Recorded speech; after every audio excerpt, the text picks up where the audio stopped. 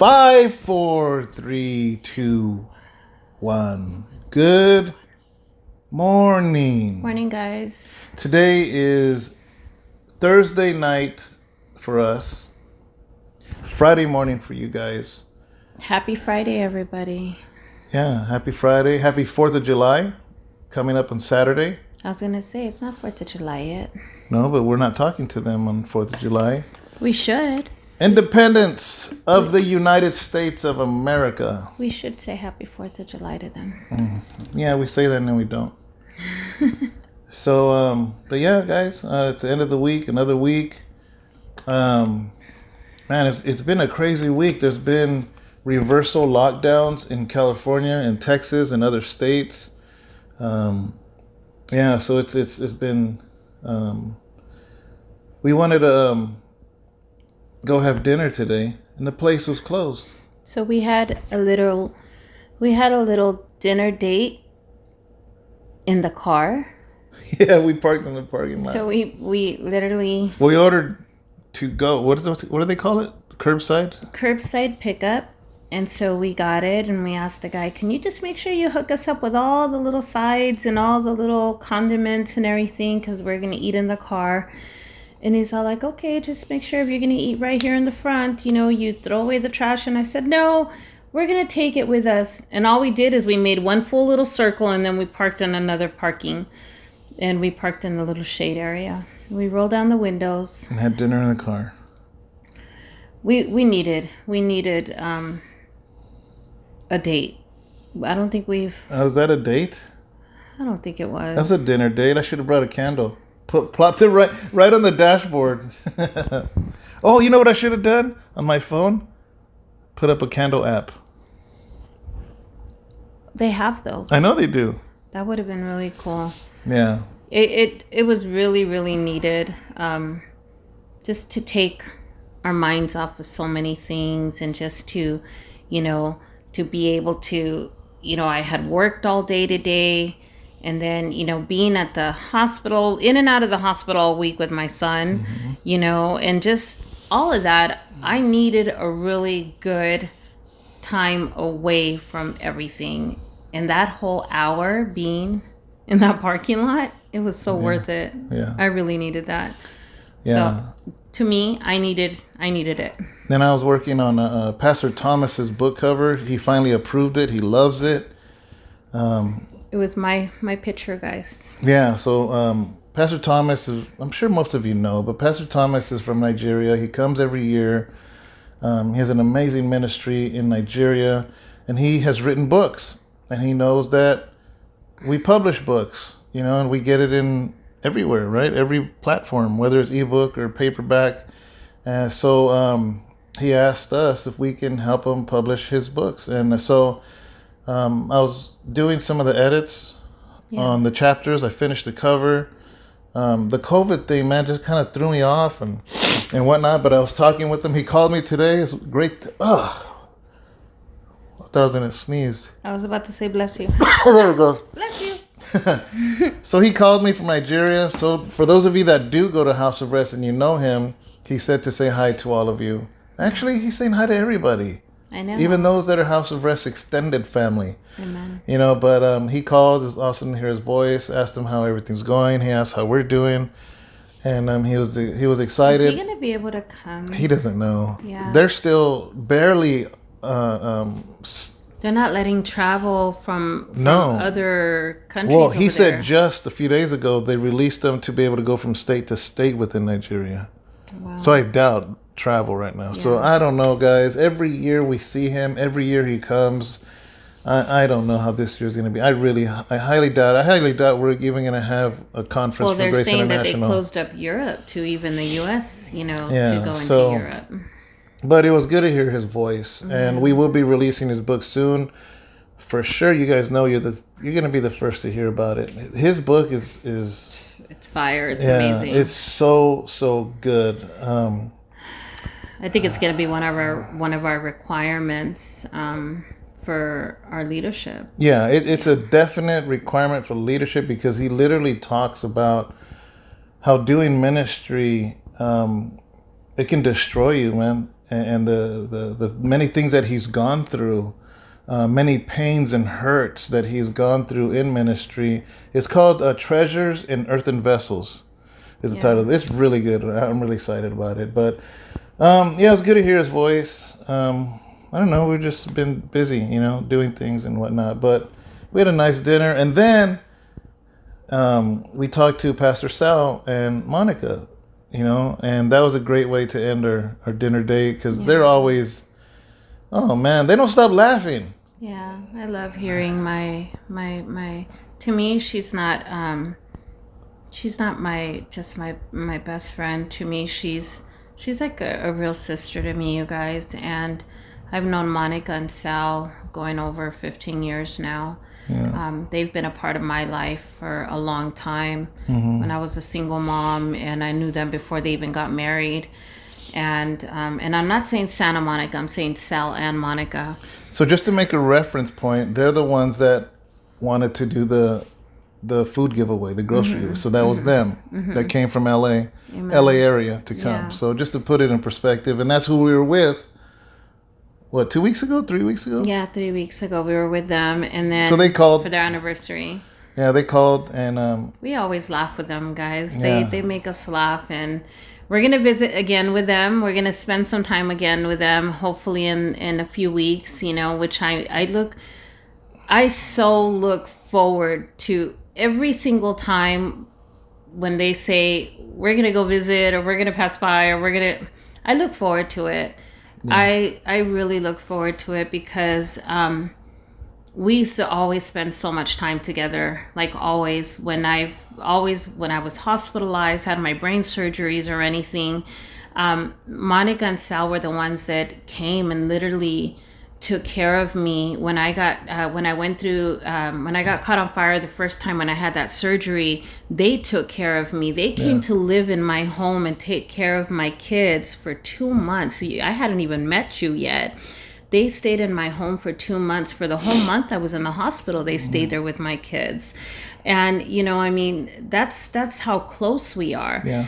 And then here I am, and I had my surgery here. They came down here, remember? And now they're close to me. And now they're close to David. I got jumped into the gang. Yeah, and they love him, and we love them back, man, because we're close. We get along really, really good, and man, I'm so grateful for them. And I think that's the type of friendship that we have. And I think we're just going to be friends till we grow old and we lose our teeth together. So they're planning on coming up. And so we asked Pastor Sal to preach on Sunday. I'm excited. So he's going to check the calendar, but we think it's going to be August 1st. Yeah. Yeah, we think it's going to be August. He's supposed to actually call me back when he got home and let me know, but it's been a while since we've had a guest speaker. And he's spoken before. Well, he spoke at our men's breakfast, but he's never spoken on our Sunday service. So, but yeah, I look forward to that. I look forward to just receiving and sitting back and not preaching. And I trust him. I don't trust many people to go behind that pulpit. I trust Sal, and I look forward to it. But other than that, we had a great conversation with them. They want to come up. They want to get away for a little bit, and they're just, so it's cool. So, yeah, I said, pick me up along the way, pick us up. Let's go. Let's do this. Let's spend some time together. Yeah. Yeah. So, what I wanted to talk about today is actually probably going to be short. I don't know why, but my phone, guys, I've erased every video, but it's still saying I only have 30 minutes of time left. That's weird. And we're already at 9 minutes. I don't know why. I got to figure it out. I keep forgetting. And then we do a devotional, I forget, but actually... We're not going to be that long anyhow. Yeah, we're not going to be that long. But I wanted to talk, Sally Scott, who's been one of the people been with us since, I don't know if day one, but really close to day one of this devotionals. Yeah, she has. She asked a question, good question. She goes, is there any way you could talk about the languages of the Bible? And I'm like, yeah, that sounds interesting. It's not going to be a long video, but still, nevertheless, I think it's interesting. Mm-hmm. And so that's what we're going to talk about. Okay. So that is interesting. Yeah. So guys, as you know, the Bible is 66 books, 33 books Old Testament, 27 in the New. and that is the Bible. The Bible is actually a word that means a library. So when you say Bible, you're literally saying library. So it's many books in one, 66 books. So the Bible has been written in 3 languages, and which is really simple. And then we're going to talk about the 3 languages. It's written in Aramaic, Hebrew, and Greek. Those 3 languages. So our 66 books that we consider our Holy Bible is written in 3 languages. And I just found this fact out recently, and that's why I like this question, because it intrigued me. Here's why.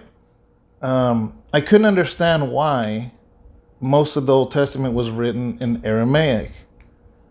Why do I say that? Because Aramaic is spoken in Persia, which is Iran. I always found that confusing. I have met Iranian people that could watch The Passion of the Christ. You know how Passion of the Christ by Mel Gibson is in Aramaic? Okay. The original? It's only in Aramaic. You have to read it. It's never in English. It's in Aramaic. I never paid attention. Really? Yeah, I've never paid attention. Yeah. Well, I mean, it makes sense because the visuals are so powerful. Yeah, I've never paid attention. So, well, actually, the movie is Aramaic and Greek and Roman. Because when the Romans are talking, they're talking a different language, Yeah. So when Jesus talks, or the Jewish people talk in the book of the Passion, in the movie The Passion, they're speaking Aramaic. And I remember meeting this guy that was Assyrian. People from Assyria are from Persia, which is Iran. So if you don't know, then let me explain. That is thousands of miles away from Israel. So I remember this guy. I met this guy in prison. His name was Elvis. Like Elvis Presley? Yes, like his parents loved Elvis, and when he was born, they named him Elvis. Wow. He was from Turlock. Wow. And he loved Jesus, loved God, And he said that when we were watching The Passion once, he said, I can understand everything they're saying. I'm like, what do you mean? Are you Jewish? He goes, no, I'm Assyrian. He goes, Jesus didn't speak Hebrew. He spoke Aramaic. And that always confused me. Such a beautiful language, too. I remember we went to a restaurant and there was a young lady, and we asked her if she can speak Aramaic, and she spoke to us Aramaic, and I was like, yeah, we were like, say, like, God is good, or things like that. And it was it was just so beautiful. My heart melted. Yeah, it's a beautiful language, right? Yes. And the first time I ever heard that language was watching The Passion of the Christ. And anyways, it didn't make sense why Jesus spoke a language from a nation that was over 1,000 miles away. That did not make sense until literally 2 weeks ago. So here's the thing. As a pastor, I'm still learning. I'm still learning stuff, and I learned it from a book from Winco. Really? Yes. Oh, that one book? Yes. Okay. So here is why Jesus spoke Aramaic, a language from over 1,000 miles away, was because when Israel was overrun by the Babylonian Empire, and then after the Babylonian Empire had ruled over Israel, they pulled all the people out of Israel and took them to Babylon, which is Iraq. Mm-hmm. Well, Iraq is next to Iran. Mm-hmm. Well, then another nation bigger than the Babylonians rose up, which is the Persian Empire. And the Persian Empire overtook the Babylonians and pulled the Jews even further away from Israel. So they forced them to speak Aramaic. Okay. So the people of Israel were taken out of their homes, away from their homes, and they were taught Aramaic. And the children were taught Aramaic. Yes. Mm-hmm. And so eventually they learned Aramaic. In case you wonder how strange that is, it's not really strange. It actually happens today. It happened to Mexico 500 years ago. Do you know why? Because there was Incas and there was Aztecs. And the Spaniards came who spoke Spanish. In Mexico, they spoke a dialect called Nahuatl. So the Spaniards came, forced their language on the people, And now in Mexico, they speak Spanish, a language that is an ocean away. Wow. That is why people from Central America, South America, and most of South America and Central America can go to Spain and speak the language, because it was forced upon us. So that's why I trip out. It's kind of funny, guys, because maybe you don't know this or not, but a lot of Mexican Americans here in California, I'm not sure in other states, they don't know Spanish. And sometimes people from Mexico will be like, well, what kind of Mexican are you? You don't even speak our language. Mm-hmm. Which is, if they really knew, they'd be like, well, why are you speaking a language that was forced upon us? That isn't our original language. The original language is Nahuatl, which is like an Indian dialect. Anyways, in the same way, Mexicans, Hondurans speak Spanish. It's because it was forced upon us. But some of it all sounds so different, though. Mm-hmm. Like the way Central American speaks as to the way Mexican, it sounds in Mexico. Yeah. It's a whole different, But either way, the Spanish was... Because even then, the Spanish spoken in Mexico or Honduras is not Castilian Spanish, which is what they teach in schools, which is Spain. So that's more like a proper Spanish. Mm-hmm. And then our countries... Well, not our countries because we're American, but, where our roots come from. Verbiage. Yeah. But so that is why Jesus spoke Aramaic, because by the time those people came in the book of Daniel, when they finally came back to Israel, they all spoke Aramaic. And that is why generations later, Jesus spoke Aramaic. Makes sense. Yeah. So the people in Israel right now, they, from what I understand, and please fact check me on this, they speak a language that is Hebrew called Yiddish. And because they don't want to talk Aramaic, they want to talk their original Hebrew language. So if you go to Israel now, my understanding, and maybe you do hear Aramaic also, but my understanding is a lot of the Jewish people, especially the Orthodox, they speak the original Hebrew. I don't know. Like I said, I'm talking about stuff I'm not 100% sure about. But anyways, that is why the Bible is written hugely in Aramaic, some Hebrew, and then Greek. Which Greek later on, because guess who took over the Persian Empire? What empire came after that was the Greek Empire. And the Greek Empire was even bigger than the Babylonian and the Persian Empire.